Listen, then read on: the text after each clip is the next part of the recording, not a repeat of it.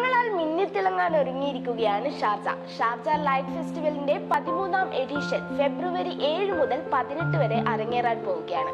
പ്രശസ്തരായ കലാകാരന്മാർ രൂപകൽപ്പന ചെയ്ത ദൃശ്യങ്ങളാൽ ഷാർജയിലെ കെട്ടിടങ്ങളും സംവിധാനങ്ങളും ഫെസ്റ്റിവൽ ദിനങ്ങൾ അവിസ്മരണീയമായ കാഴ്ചയാണ് സന്ദർശകർക്ക് ഒരുക്കാറുള്ളത്. ഇത്തവണ എമിറേറ്റിലെ 12 സ്ഥലങ്ങളിലായി 12 ദിവസങ്ങളിൽ ലൈറ്റ് ഷോകൾ അരങ്ങേറും. വൈകുന്നേരം 6 മുതൽ രാത്രി 11 വരെയാണ് ഷോകൾ ആസ്വദിക്കാനാവുക.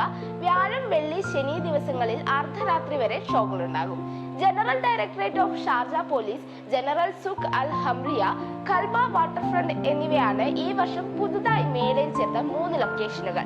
Khalid lagoon, Al Majaz waterfront, Beeah group headquarters, Al Dhaid കോട്ട, Sharjah mosque, Sheikh Rashid Al Qasimi മസ്ജിദ്, അൽ നൂർ മസ്ജിദ്, അൽ റാഫിസ ഡാം എന്നിവയാണ് ഷോ അരങ്ങേറുന്ന മറ്റ് സ്ഥലങ്ങൾ.